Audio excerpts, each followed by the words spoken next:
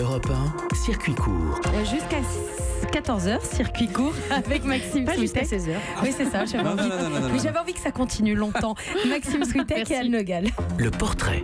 Le portrait d'une personnalité qui agit à son niveau pour rendre le monde plus solidaire, c'est tous les jours avec vous, Cyrielle Ariel.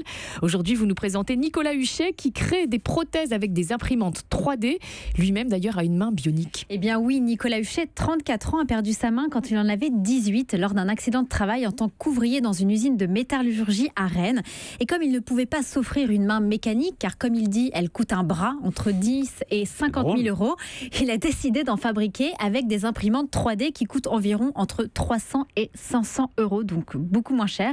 Et pour ça, il a cofondé il y a 10 ans après son accident une association My Human Kit. Alors, mon kit humain. Voilà, notre traductrice française du jour, qui permet de fabriquer des prothèses de main bioniques en plastique avec un moteur, une carte électronique et encore des capteurs, ou encore des prothèses de jambes, des fauteuils roulants équipés de trottinettes électriques pour aller plus vite. Et où est-ce qu'il réalise tout ça ? À Rennes, chez lui, et notamment dans un Fab Lab qu'il appelle un Human Lab, c'est-à-dire un laboratoire humain. Voilà, c'est un endroit où n'importe qui peut venir fabriquer un objet avec une imprimante 3D, avec des fichiers en téléchargement libre sur Internet, et pour toutes les personnes, en particulier en situation de handicap. Et ce que j'aime chez Nicolas Huchet, c'est sa résilience, car lui, il parle d'handicap-empowerment.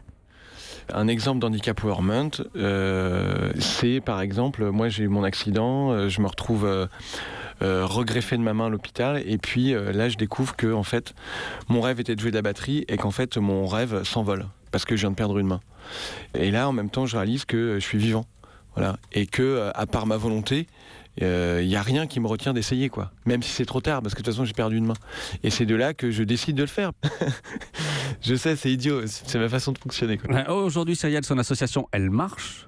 Oui, My Human Kit compte aujourd'hui 5 salariés, dont 15 projets qui sont en développement. Alors on y développe des mains ou encore des manettes de jeux vidéo adaptées. Il espère dupliquer justement son Human Lab dans toute la France et utiliser, comme il le dit, l'handicap-empowerment pour innover et créer du lien social entre personnes handicapées, des jeunes bénévoles ou encore des centres de rééducation. Et pour en savoir plus, rendez-vous sur www.myhumankit.org. Donc c'est tout attaché, myhumankit.org. Merci beaucoup, Cyrielle Ariel. Europe